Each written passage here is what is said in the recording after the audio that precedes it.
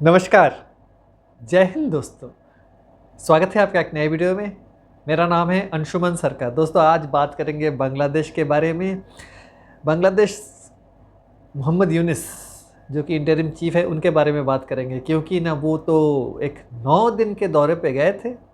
United Nations general assembly attend करने गए थे, सेशन 80th सेशन, लेकिन उसके बाद 9 दिन तक वो घूमते रहे इधर उधर, बहुत सारी हरकतें की। सारी चीज़ें मैं इस वीडियो में डिस्कस करूंगा। उन्होंने फिर से दोबारा से शुरू कर दिया है वही।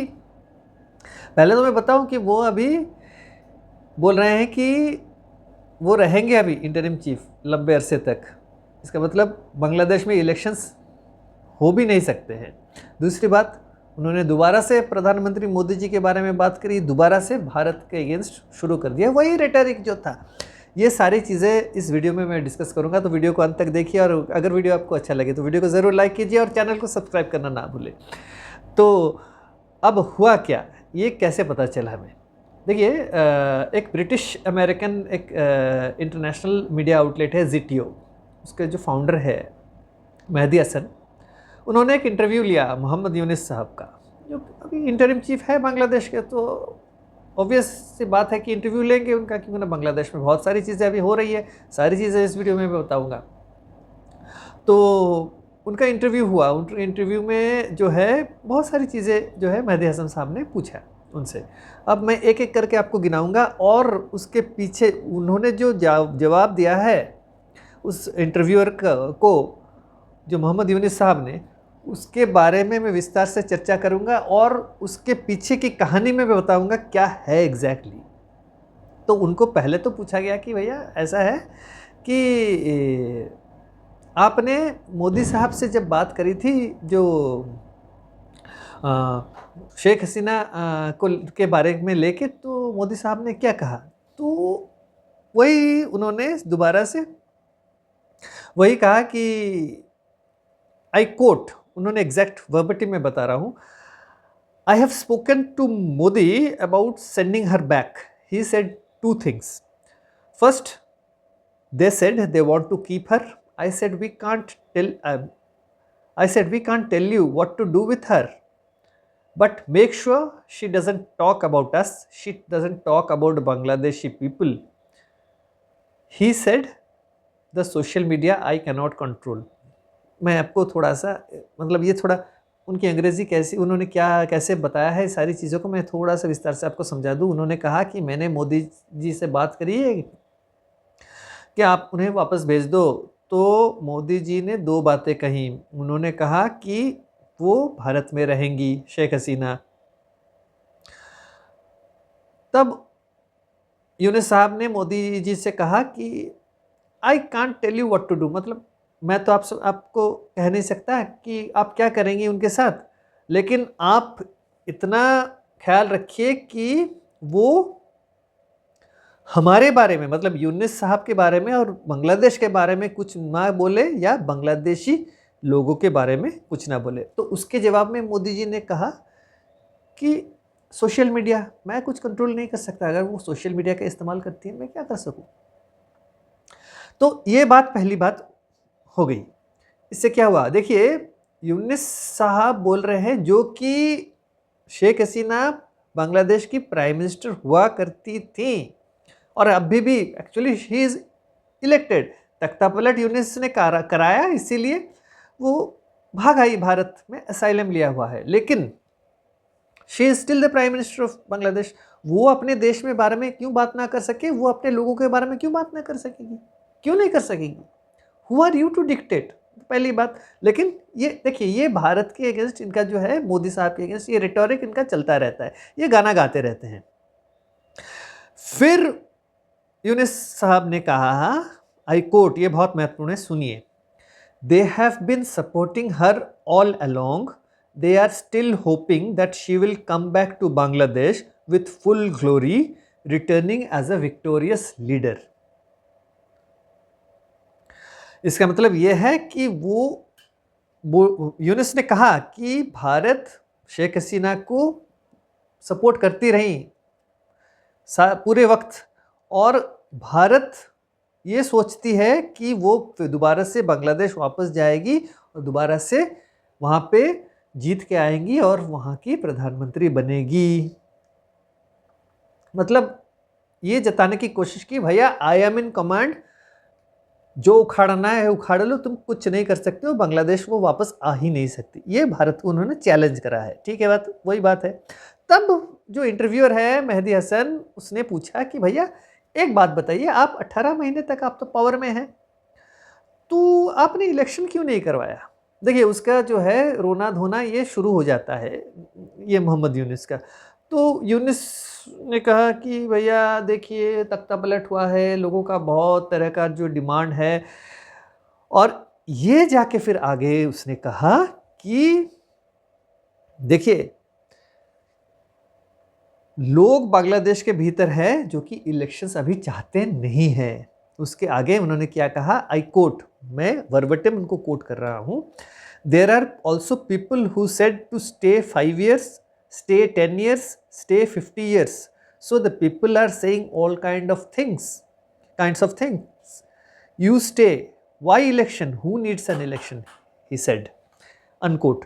तो इसका मतलब यह है कि वो देखिए कौन लोग हैं मुझे नहीं पता, कौन लोग चाहता है कि इलेक्शन ना हो बांग्लादेश के भीतर, लेकिन उनका ये कहना है कि लोग कह रहे हैं कि आप 5 साल रहो, आप 10 साल रहो, आप 50 साल रहो, और लोग कई तरह की बातें कर रहे हैं। आप रहिए ना, इलेक्शन क्यों करवाना है, कौन चाहता है इलेक्शन, ये उनको लोग कह रहे हैं, वो इंटरव्यू से उन्होंने कहा है। तो इसका मतलब क्या है? उसका मतलब यह है कि 5 साल रहो, आप 10 साल रहो, आप 50 साल रहो, एक तो उम्र है 85 साल, वो 50 साल तक कैसे रहेंगे पता नहीं, क्या हो सकता है। 5 साल ठीक है, 90 साल की उम्र तक वो रहना चाहते हैं, या जब तक उनके हाथ पैर चलेंगे वो रहना चाहेंगे, कोई बात नहीं है। लेकिन वो लोग हैं कौन जो बोल रहे हैं? कोई नहीं, हवा में ऐसे बात कर रहे हैं कि उनको पावर में रहना है, he wants to cling to the power, वो कुर्सी छोड़ना नहीं चाहते हैं, ये बात एकदम तय है। तो ये जो सोच रहे हैं ना कि इलेक्शंस होगा बांग्लादेश के भीतर, कभी नहीं होने वाला है। क्यों? क्योंकि ना आगे चल के उन्होंने कहा है कि भैया देखिए मेरे जो गवर्नमेंट है, इंटरिम गवर्नमेंट, इसके 3 ड्यूटीज़ बच गए हैं। वो क्या है? वो रिफॉर्म्स लाना है, ट्रायल करवाना है और इलेक्शंस करना है। अब देखिए जो रिफॉर्म और ट्रायल की मैं बात कर रहा हूँ उसमें थोड़ा लंबा टाइम जाएगा। अगर ये सारी जो बदलाव हम रिफॉर्म्स और ट्रायल नहीं करवाएंगे तो इलेक्शंस करने में फ़ायदा क्या है? क्यों ना वही पुरानी चीज़ें फिर से दोहराई जाएगी जो कि शेख हसीना के टाइम में हुआ है। तो इससे पक्का हो गया कि वो इलेक्शन नहीं चाहते हैं बांग्लादेश के भीतर। तब जो है इंटरव्यूअर ने कहा कि भैया ऐसी बात है कि आपने तो अवामी लीग को बैन करा हुआ है। अमर्त्य सेन जैसे आदमी जो कि आपका दोस्त है, आपका मित्र है, वही सेम डीप स्टेट को बिलोंग करता है, उसने भी क्रिटिसाइज करा है कि भैया आपने अवामी लीग को क्यों बैन करा हुआ है। तो उसका कहना है कि यूनिस का कहना है, I quote, Awami League is not behaving as a political party, they have not expressed remorse for killing people, they have not taken responsibility for anything that they have done, not a word, instead they are always accusing somebody else, unquote। इसका मतलब वो बोल रहे हैं कि अवामी league जो है एक जो पॉलिटिकल पार्टी की तरह बिहेव नहीं कर रहा है, और इतने सारे लोग मारे गए हैं उसके लिए उन्होंने दुख भी नहीं जताया और रिस्पॉन्सिबिलिटी भी नहीं लिया है कि ये सारी चीज़ें उन्होंने करी है। तो उसके ऊपर वो दूसरों पे वो जो है दोष डालने की कोशिश कर रहे हैं। तो इसीलिए मैंने बैन करा हुआ है अवामी लीग को। मतलब जैसे घर का राज है, मैं आज चाहा तो इसको बैन कर दिया, आज चाहूँ तो उसको बैन कर दूँ, वही वाली चीज़ है। तो वो पक्का he is cemented himself on the seat, मतलब ही विल कंटिन्यू। मैं आगे चल के बताऊँगा कि विदेशी ताकतें इसमें इन्वॉल्व हैं कि वो कंटिन्यू करे। मैं इसीलिए मैं बोल रहा हूँ वीडियो को आखिर तक देखें।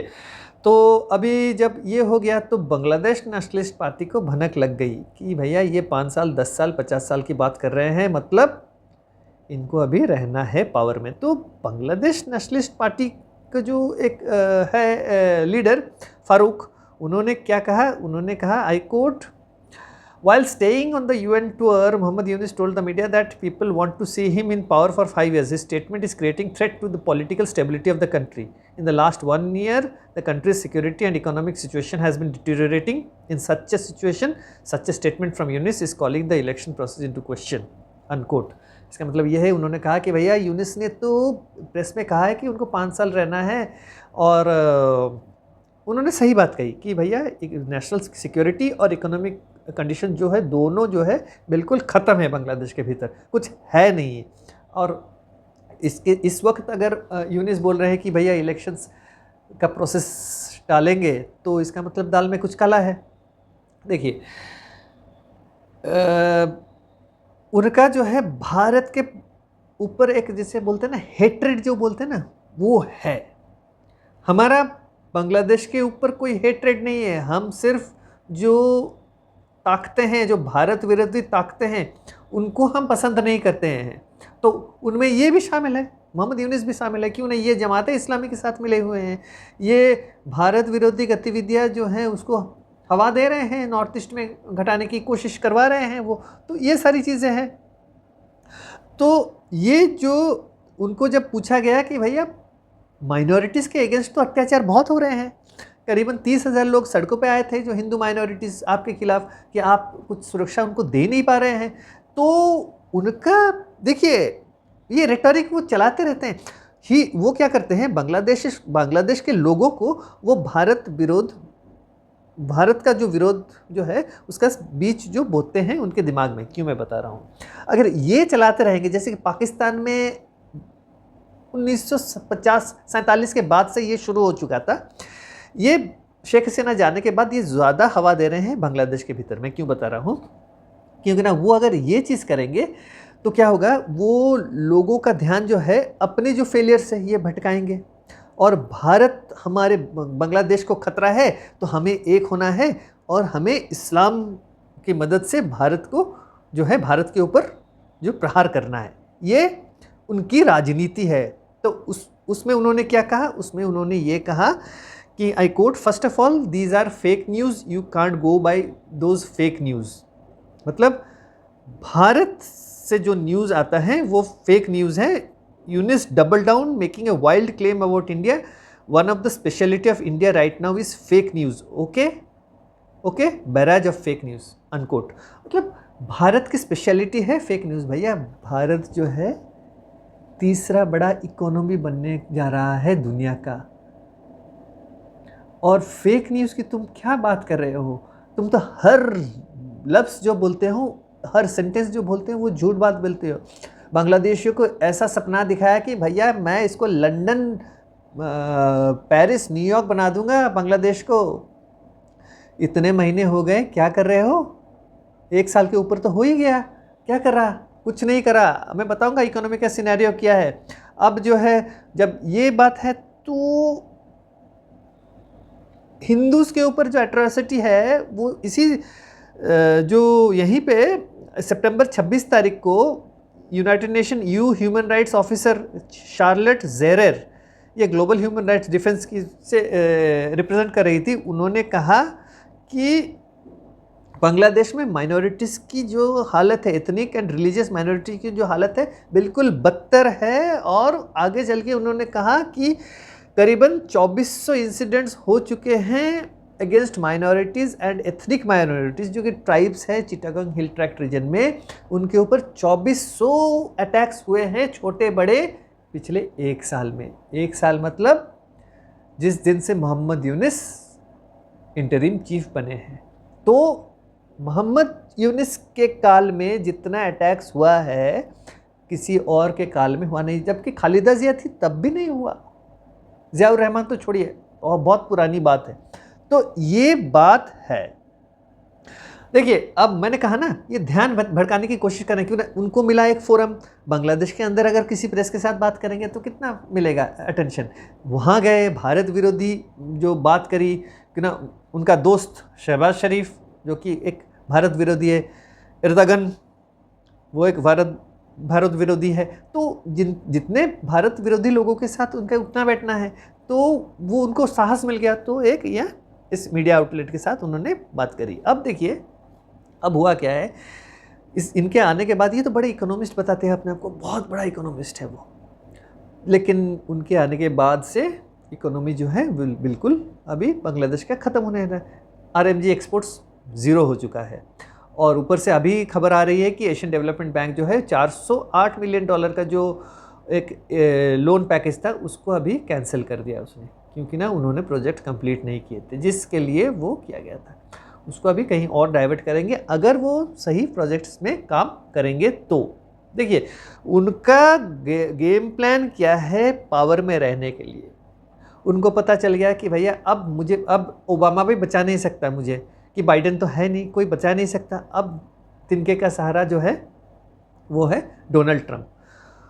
डोनाल्ड ट्रंप से पहले हमारे देश में जो डोनाल्ड ट्रंप ने अपॉइंट करा है अमेरिकन एम्बेसडर टू इंडिया सर्जेय गोर, उससे ये मिले थे।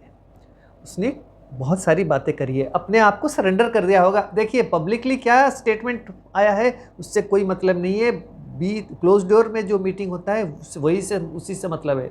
He must have surrendered himself कि देखिए भैया ओबामा के साथ मैं था, मुझे माफ़ कर दीजिए, मेरी गलती हो गई, मैंने फंडिंग करा था क्लिंटन्स को, मुझे माफ़ कर दीजिए, मेरी गलती हो गई है, मैं अब पूरा अपने आप को समर्पित करता हूं डोनाल्ड ट्रंप को, ये कहा होगा। दूसरी बात उसने कहा होगा कि भैया देखिए, एक याद है आपको खलीलुर रहमान, उसने एक नेशनल सिक्योरिटी एडवाइज़र बनाया है एक आदमी को, खलीलुर रहमान। वो एक उनके यहाँ एक फॉरेन सर्विस का, बांग्लादेश फॉरेन सर्विस का एक्स ऑफिसर है, उसके भी बड़े चर्चे हैं, उसकी बड़ी पास्ट की बड़ी कहानियाँ हैं। तो वो बंदे जो है पहले तो उसको हाई रिप्रेजेंटेटिव रोहिंग्या अफेयर्स का बनाया था, फिर उसके बाद नेशनल सिक्योरिटी एडवाइज़र बनाया। ये बंदा बड़ा ख़तरनाक है, वो अमेरिकन सिटीज़न है, ये जैसे कि फ्रेंच सिटीज़न है वैसे वो अमेरिकन सिटीज़न है। तो अब जो है वो खलीलुर रहमान के थ्रू वो बैक चैनल डिप्लोमेसी कर रहा है कि भैया देखिए मैं करना चाहता हूँ, लेकिन अब जो सर्जेय गोर के साथ मिलने के बाद उसने बिल्कुल समर्पित कर दिया अपने आप को। अब जो है उसने कहा होगा कि होगा, मेरा ये अनुमान है, या मैं, देखिए दुनिया स्पेकुलेशन में भी चलती है, क्यों ना हम स्पेकुलेट कर सकते हैं, क्योंकि ना हम जब कड़ियाँ जोड़ते हैं तो एक निष्कर्ष पे आते हैं। तो ये निष्कर्ष पे मैं कैसे पहुंचा कि ये ज़रूर कहा होगा कि भैया मैं आपको सारी चीज़ें फैसिलिटेट करूंगा। पहली बात, मैं जो सेंट मार्टिन्स आइलैंड आपको देने के लिए तैयार हूँ, आपको तो चाहिए था, मैं तो तब तो मैंने वादा किया था बाइडेन एडमिनिस्ट्रेशन को कि मैं जब पावर में आऊँगा सेंट मार्टिन्स आइलैंड दूंगा, लेकिन अब मैं आप लोगों को देने के लिए तैयार हूँ। उसके बदले में मुझे पावर में रहना है, जितने दिन मैं चाहूँ मैं पावर में रहूँगा, और आप इस बारे में कुछ ज़्यादा बातचीत नहीं करेंगे। दूसरी बात उसने कहा होगा कि मैं एक पैसेज भी आपको दूंगा, एक कॉरिडोर, जो कि रोहिंग्या को रिपैट्रिएशन के लिए कॉरिडोर बनाने वाले थे ना म्यांमार को। इससे क्या होगा, अमेरिका को ये सफलता मिलेगी कि यहाँ से वो अराकन आर्मी या म्यांमार के अंदर जो अपना पकड़ मजबूत करेंगे। ये दूसरी बात है। तीसरी बात आप लोगों को तो पता ही है, जैसे कि वो अमेरिकन सोल्जर्स आए थे 120 के करीब बांग्लादेश के भीतर, जो चट्टोग्राम में गए थे, जो रेडिसन ब्लू होटल में ठहरे थे, वहाँ तो रूम में उनका जो एंट्री भी नहीं हुआ था किसी का, 184 रूम बुक्ड थे। तो बहुत सारी चीज़ें हुई हैं इसके बीच, लेकिन वो फिर बाद में उनका कमांडिंग ऑफिसर मर गया था, उससे पहले अगस्त महीने में, फिर सितंबर महीने में कहा जाता है उनके कुछ सोल्जर्स मर गए अमेरिकन, तो वो फिर दोबारा से भाग गए। अब क्या हुआ है अंदर की कहानी अभी तक बाहर नहीं निकली है, लेकिन Mohammad Yunus is facilitating the Americans की वहाँ पे बेस बनाए और जो भी करना है करे। इधर वो चाइनीज़ के साथ भी अपना जो कर रहे हैं, भारत विरोधी गतिविधियाँ करने की कोशिश कर रहे थे टू लियोर द चाइनीज़। तो इधर भी जैसे कि पाकिस्तान करता है, चाइना को भी हाथ में रखना, अमेरिकन को भी हाथ में रखना, तो ये मुस्लिम जो देश वो कर रहे हैं। तो ये एक कारण है कि अमेरिका वो सोच रहा है मोहम्मद यूनिस कि अमेरिका बैकिंग करेगा, so that he will not hold elections anymore in Bangladesh and continue in power in the name of reforms and trial. जब तक वो ख़त्म नहीं होता तब तक वो पावर में रहना चाहेगा। अब भारत विरोधी वो क्यों फिर से दोबारा से शुरू करा है, ये करके मैं वाइंड अप कर दूंगा इस वीडियो को। भारत विरोधी इसने करा है क्योंकि ना, देखिए उसने देखा कि पाकिस्तान ने सऊदी के साथ सिक्योरिटी डील करी है। पाकिस्तान अब मुसलमान देशों का चौधरी बन गया है। तो ये बना है, ये मोहम्मद यूनिस जो है पाकिस्तान ISI के साथ इसका बड़ा अच्छा शहबाज शरीफ के साथ बड़ा अच्छा ये है दोस्ती है, और वो ISI आते हैं बांग्लादेश, और बांग्लादेश से आ रहे हैं उनके लोग पाकिस्तान, भारत विरोधी जो है प्लानिंग और प्लॉटिंग कर रहे हैं वो लोग। अब तो वीज़ा रेस्ट्रिक्शन भी हट गया है, अब बिना बगैर वीज़ा के कोई भी जा सकता है पाकिस्तान से बांग्लादेश। तो ये है, तो भारत के खिलाफ षड्यंत्र में ये शामिल हुआ है। तो उसको लग रहा है कि अभी जो है अमेरिका भारत के विरोध में है, मुसलमान देश इकट्ठे हो गए हैं, वो भी भारत विरोध में हैं, तो मोदी अभी वीक हो गया है, तो अभी जो है इसी चीज़ का मैं फ़ायदा उठाऊंगा और भारत के अगेंस्ट दोबारा से मैं शुरू हो जाऊंगा। अब उसको क्या पता कि भारत का क्या गेम प्लान है, अब धीरे धीरे उसको पता चलेगा। अब तो शुरुआत है, अब आगे आगे उसको भी देखना, वो भी देखेगा कि भारत कर क्या सकता है and what India is capable of doing. तो यही है, इसीलिए जो है अब he will continue in power for the rest of his life. तो इसी के साथ मैं इस वीडियो को यहीं समाप्त करता हूँ। अगर आपको वीडियो अच्छा लगा है तो वीडियो को ज़रूर लाइक करें और चैनल को सब्सक्राइब करना ना भूलें। तो अगले वीडियो तक जय हिंद, नमस्कार।